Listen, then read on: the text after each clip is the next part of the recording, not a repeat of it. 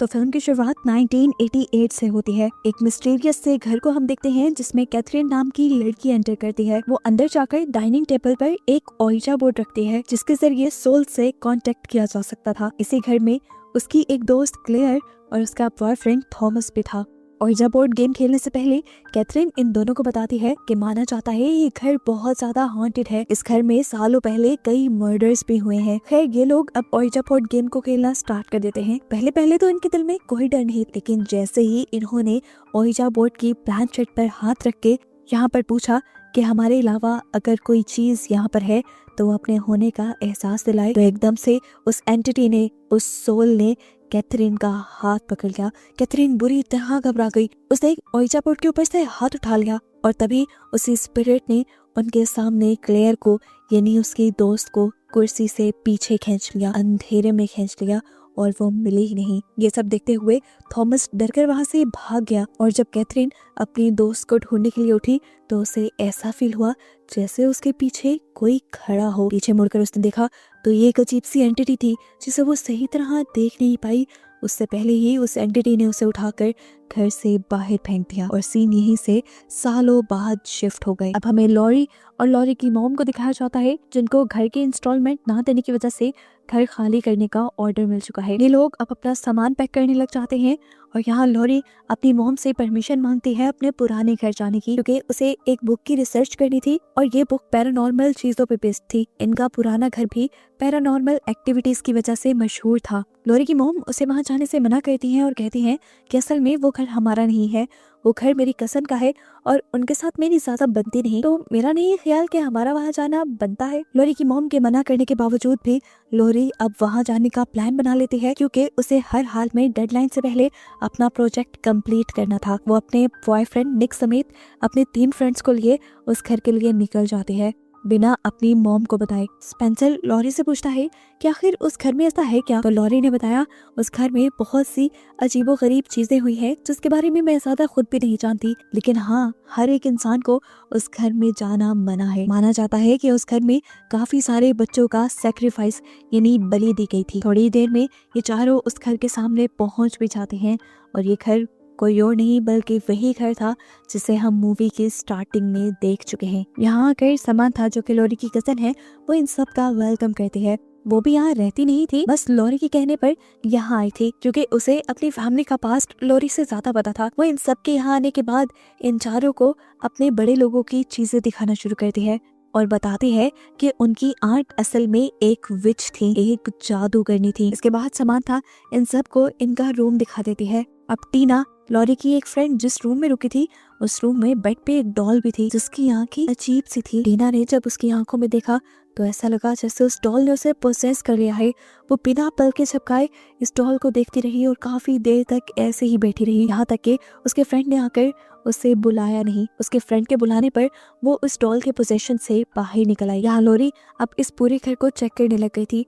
Check करते हुए जैसे ही वो बेसमेंट में गई तो उसे वहाँ पर एक ओइजा बोर्ड मिला। लॉरी जब इसे देख ही रही होती है तो उसे किसी के चलने की आवाज आती है। ये टीना ही थी जो उससे बात करने के लिए आई थी। उसके यहाँ आने से पहले ही लॉरी ने वो ओइजा बोर्ड वहीं पे रख दिया।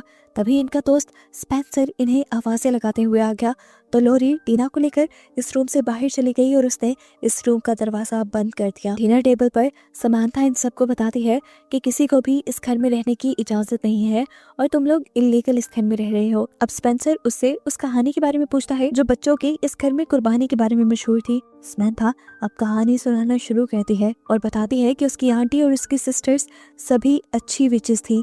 वो एक साथ एक फैमिली की तरह रहते थे। ये सारी लेडीज मिलकर बहुत ज्यादा होली प्रैक्टिसेस करती थी और अपनी पावर्स को वो पत्थरों में बंद कर देती थी। उनका मानना था कि पत्थरों में पावर्स होती है, वो लोगों का इलाज भी करती थी। समांथा बताती है कि पहले विचेस के हर ग्रुप के साथ एक मेल विच होता था और जैसे ही इनके ग्रुप में एक मेल विच आया प्रॉब्लम्स वहीं से शुरू हो गई। समांथा की आंटी ये नहीं जानती थी कि वो मेल विच असल में ब्लैक मैजिक करता है। उसने आते ही इन सारी लेडीज के माइंड पर काबू कर लिया, जिसके बाद उसने इन सबको इवल करना शुरू कर दिया। असल में वो खुद बहुत ताकतवर डीमन बनना चाहता था, इसीलिए उसने डीमंस की ही पूजा करना शुरू कर दी। वो डीमंस के लिए सेक्रीफाइस भी देने लगा और उसके इन सेक्रीफाइस के लिए उसकी इवल विचेस फैमिलीज को ढूंढ कर लाती थी। इवल विचेस बेदर्दी से बच्चों के पेरेंट्स को गला काट के मार दिया करती थी, जिसके बाद रोका उन बच्चों को शैतान को दे दिया करता था। ये कहानी सुनकर सारे खौफ में आ जाते हैं, लेकिन लॉरी नहीं। लॉरी अब इन सबको ओइजा बोर्ड खेलने का सजेशन देती है और नीचे बेसमेंट से ओइजा बोर्ड लेने के लिए चली जाती है। लेकिन हैरानी की बात थी, बेसमेंट में अब ओइजा बोर्ड नहीं था। उसने सोचा कि जरूर टीना या स्पेंसर ने उसे छुपाया होगा। वो आकर इन दोनों से ओइजा बोर्ड के बारे में पूछती है, लेकिन इन दोनों को भी कुछ नहीं पता था। तभी निक लॉरी को आवाज देता है और ये लोग निक की तरफ देखते हैं। निक हैरानी से डाइनिंग टेबल पर देख रहा था, जहाँ अभी कुछ देर पहले ये लोग बैठे हुए थे और अब वहाँ पर ओइजा बोर्ड रखा था। अब ये लोग किसी चीज पे हैरान थे कि एकदम से इन्हें घर पे नॉक सुनाई दी। दरवाजे पे कोई ओल्ड मैन आया था। समंथा ने बताया कि वो इस घर का केयर टेकर है। अब वो केयर टेकर अंदर आकर समंथा को डांटने लग जाता है और इन सबको बताता है कि मैंने समंथा को बताया था कि ये जगह बहुत ही ज्यादा खतरे वाली है, यहाँ किसी का भी रहना अलाउ नहीं। अभी वो केयर टेकर बोल ही रहा था कि उसकी नजर लॉरी के ऊपर पड़ गई। लॉरी को देखकर वो ऐसे डरने लगा जैसे लॉरी कोई भूत हो। लॉरी को देखकर तो उसने बस यहाँ से जाने की और जाने से पहले बस इन सबको यही कहा, जितना जल्दी हो सके यहाँ से चले जाना। लेकिन इनमें से कोई एक भी केयर टेकर की बात को सीरियसली नहीं लेता। केयर टेकर के यहाँ से जाने के बाद ये लोग ओइजा बोर्ड गेम खेलना स्टार्ट कर देते हैं। लॉरी इन सबको ओइजा बोर्ड के रूल बताती है। पहला रूल था कि इस गेम को कभी भी अकेले नहीं खेलना था। सेकंड रूल था कि इस गेम को कभी भी ग्रेवयार्ड में या ऐसी जगह नहीं खेलना जहाँ पे किसी का मर्डर हुआ हो। और ये बात तो हमें पहले ही पता है कि इस घर में कई बच्चों का सेक्रीफाइस दिया गया है। और रूल नंबर 3 था कि गेम को खत्म करने से पहले हमेशा गुड बाय बोलना है। पहला और तीसरा रूल तो ये कहीं ना कहीं फॉलो कर ही लेते, लेकिन दूसरा रूल ये लोग फॉलो नहीं कर रहे थे। अब सभी ओइजा बोर्ड की प्लान शीट के ऊपर फिंगर्स रख देते हैं और स्पिरिट से कांटेक्ट करने की कोशिश करते हैं। पहले इनसे कुछ अच्छे स्पिरिट्स कांटेक्ट करते हैं और पहली बार में इनकी प्लान शीट को गुड बाय की तरफ मूव करके यहाँ से चले जाते हैं। मतलब ये स्पिरिट्स इनके साथ ये गेम नहीं खेलना चाह रही थी। ये लोग दोबारा इसी गेम को ट्राई करते हैं और इस मर्तबा इन्हें कोई दूसरी स्पिरिट मिलती है जो इनसे गेस वर्ड गेम खेलने को कहती है। ये लोग एक भी वर्ड गेस नहीं कर पा रहे थे और इस गेम को काफी एंजॉय भी कर रहे थे। आखिर ये लोग थक जाते हैं और बिना गुड बाय कहे उठने लग जाते। मतलब ये कि ये सब लोग अब ओइजा बोर्ड का तीसरा रूल भी तोड़ रहे थे। जबकि दूसरी तरफ अब हमें लॉरी की मॉम को दिखाया जा रहा था। लॉरी की मॉम को किसी का फोन आता है और जैसे ही वो आवाज सुनती है तो वो उससे कहती है थॉमस, और उसकी इस बात से हमें ये पता चल जाता है कि ये केयर टेकर और कोई नहीं बल्कि सालों पहले दिखने वाला थॉमस ही था। और लॉरी की मॉम भी कोई और नहीं बल्कि फिल्म के स्टार्ट में दिखाई जाने वाली कैथरीन ही। थॉमस ने अब कैथरीन को बताया कि तुम्हारी बेटी लॉरी अपने दोस्तों के साथ उसी घर में आई हुई है। ये सुनकर कैथरीन घबरा गई और उसने थॉमस से कहा कि तुम्हें हर हाल में उन्हें वहाँ से निकालना होगा। लेकिन थॉमस सॉरी कहकर फोन कट कर देता है। अब वो गाड़ी स्टार्ट करके यहाँ से जाने ही वाला था कि एकदम से उसे अपनी कार की पिछली सीट पर किसी की परछाई दिखाई दी, जिसे देखकर वो डर गया। उसने गौर किया तो ये रोका की स्पिरिट थी, उसी इवल विज़र्ड की स्पिरिट थी जिसने कई बच्चों का सैक्रिफाइस दिया था। और अब वो थॉमस की भी गाड़ी कंट्रोल करके उसका एक्सीडेंट करवा के उसे मार देता है। यहाँ अब उस डरावने घर में हम समंथा को देखते हैं जिसे ऊपर से आवाजें आ रही थी। वो चेक करने के लिए ऊपर गई तो उसे कमरे में सिर्फ एक डॉल मिली, जिसे जब उसने उठाया तो उसके अंदर से दोबारा आवाजें आने लग गई। समंथा ने डरकर डॉल गिरा दी और पीछे की तरफ हुई और तभी उसकी आंखों के सामने दरवाजा खुद ब खुद बंद हो गया और उसका डर से बुरा हाल हो गया। यहाँ नीचे देखने को मिला कि टीना अपनी पूरी बॉडी को एक ओइजा बोर्ड बनाकर निकल आती है और उसके दोस्त उसी के ऊपर ही खेलने का डिसाइड करते हैं। ये लोग पास पड़ा एक स्टोन उठा लेते हैं और उससे गेम खेलना शुरू करते हैं। लेकिन अचानक ही कुछ उल्टा हो जाता है।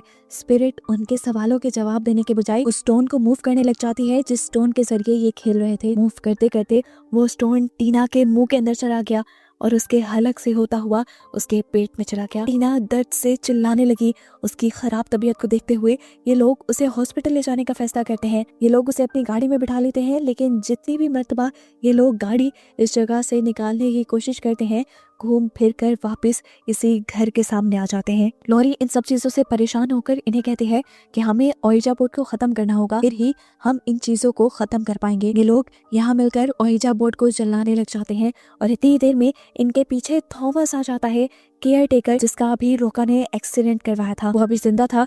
वो आकर इन सबसे कहता है कि तुम सब मारे जाओगे, वो यहाँ आ चुका है। ये कहते ही उसने अपने आप को शूट करके मार डाला। इस नजारे से ये सब लोग और भी ज्यादा घबरा गए और फौरन इन्होंने इस जगह को छोड़कर जाने का फैसला किया।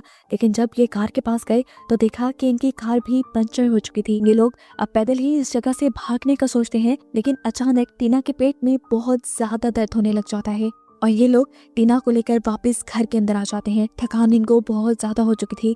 कुछ ही देर में ये सब लोग यहाँ सो गए। थोड़ी देर बाद निक की आंख खुलती है कुछ अजीब से शोर से। वो देखता है कि टीना उनके पास नहीं थी। उसने सीढ़ियां चढ़कर देखा तो टीना लगातार अपना सर दीवार पे मार रही थी। उसकी हालत काफी अजीब थी। उसने टीना को जैसे ही कंधे से पकड़कर अपनी तरफ किया तो उसकी आंखें देखकर वो घबरा गया। उसकी आंखें सफेद पड़ चुकी थी। वो डर गया। उसने फौरन लॉरी और स्पेंसर को बुलाया। इन दोनों के यहाँ आते ही टीना बेहोश हो जाती है, जिसे दोनों लड़के पकड़ लेते हैं। जबकि लॉरी नोटिस करती है कि जहाँ पर टीना सन मार रही थी उसके पीछे का थोड़ा सा वॉलपेपर फटा हुआ था। लॉरी ने खींचकर वो वॉलपेपर पूरा हटा दिया और देखा कि वहाँ पर एक लेटर पी लिखा हुआ है। लॉरी को बहुत अजीब लग रहा था। उसे शक हुआ कि शायद ये घर एक ओइजा बोर्ड है। इस घर को ही ओइजा हाउस बनाया गया है। यही सोचते हुए उसने अपने दोस्तों से टीना के ऊपर हाथ रखने को कहा और जैसे ही तीनों ने मिलकर उसके ऊपर हाथ रखा तो वो भागते हुए इन्हें खींच कर एक और दीवार के पास ले गई और उसने अपना सर भी उस दीवार में मारा। लोरा ने वहां से दोबारा वॉलपेपर हटाया तो वहां पर लेटर एल लिखा था। ये लोग दोबारा जब टीना के ऊपर हाथ रखते हैं तो टीना इन्हें खींचकर एक दूसरी दीवार की तरफ ले जाती है और वहां पर सर मारती है। वहां का पेपर हटाया जाता है तो वहां ए लिखा हुआ था और लोरी समझ गई कि जो स्पिरिट इस घर के जरिए उनसे बात कर रही है वो इनसे कहना चाहती है प्ले गेम, यानी मेरे साथ खेलो। लोरी अपने शक को दोबारा टेस्ट करने के लिए स्पेंसर और निक से इस पूरे घर के वॉलपेपर को फाड़ने को कहती है और जैसे ही ये सब लोग वॉलपेपर फाड़ना शुरू करते हैं तो नीचे कई लेटर्स दिखाई देते हैं, जिससे लोरी का शक बिल्कुल साफ हो जाता है कि ये घर एक ओइजा हाउस से था। इस घर को एक ओइजा बोर्ड की तरह बनाया गया था जिसमें स्पिरिट्स को कैद किया जाए। अब लोरी यहाँ पर मौजूद स्पिरिट से सवाल करती है कि आखिर तुम हो कौन, और हमें फिल्म में एक के बाद एक 4 लेटर दीवार पे लिखे दिखाए जाते हैं जिनको मिला के लफ्ज बन रहा था रोका, यानी वो इवल विज़र्ड लोका की स्पिरिट थी जो इनके साथ खेल रही थी। लोरी उसके बारे में सुनकर थोड़ा घबरा गई और जैसे ही पीछे हुई तो अलमारी से टकरा गई। अलमारी से आगे हुई तो एकदम से अलमारी खुल गई और उसमें से समंथा की लाश निकलकर उनके ऊपर गिर गई, जिसकी बॉडी को देखकर लोरा बिल्कुल टूट गई। समंथा ने तो उसका बहुत साथ दिया था, उसकी मॉम की परमिशन के बगैर ये घर खोल के दिया था और अब उसकी वजह से उस बेचारी की जान ही चली गई थी। निक और स्पेंसर उसे यहाँ पर रिलैक्स करते हैं और तभी उसकी नजर दरवाजे पे पड़ती है जहाँ पे गुड बाय लिखा था। ये देखते ही लोरा जल्दी से निक और स्पेंसर से इस घर से निकल जाने को कहती है। ये तीनों घर से निकलने के लिए भागते हैं, लेकिन जितनी भी मर्तबा ये भागने की कोशिश करते हैं घूम फिर कर उसी कमरे में आ जाते हैं। ये घर जैसे उनके लिए एक मेज बन गया था, एक भूल भुलैया बन गया था।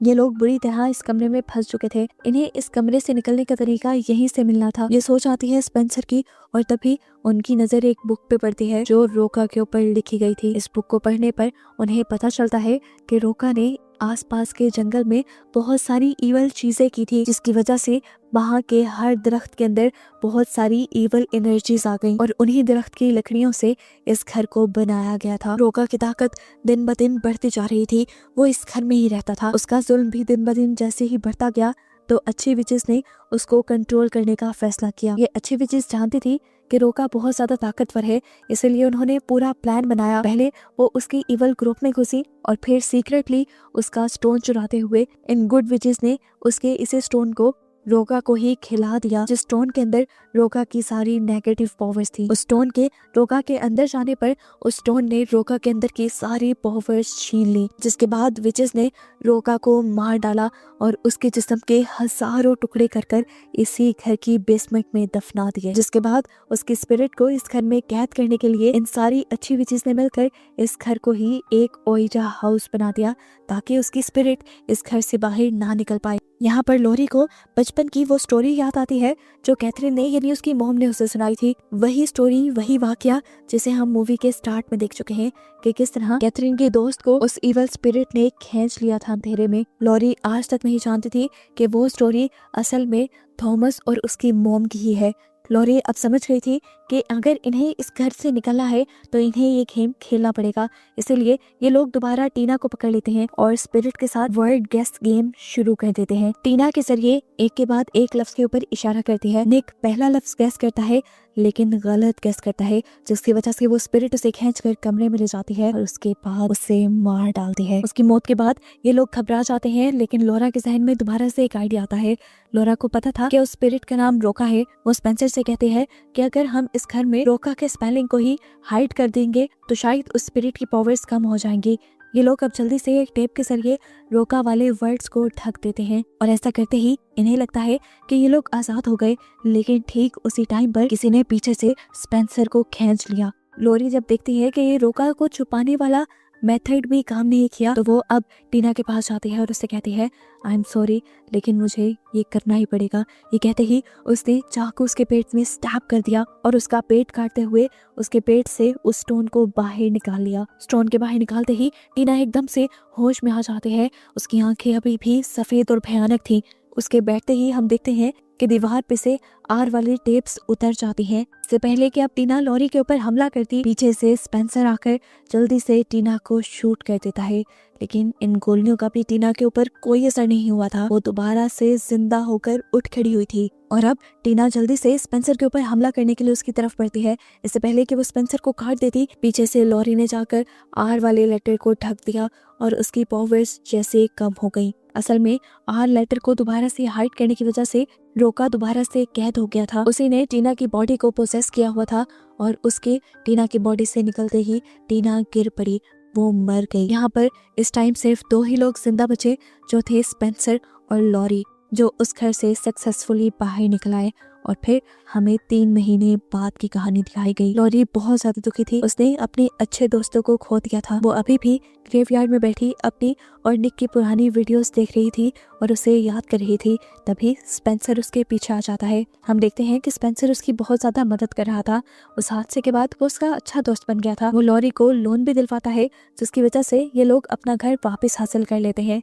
लॉरी बहुत ज्यादा खुश थी। वो अपने घर में काम में मसरूफ थी कि अचानक उसे अपने कमरे से अजीब आवाज आई। उसने कमरे में जाकर देखा तो उसके कमरे पर वही स्टोन्स पड़े थे, जो स्टोन्स उसने ओइजा हाउस में देखे थे। ये देखकर वो डर गई। फिर उसे अपनी मॉम के कमरे से कुछ आवाजें आई।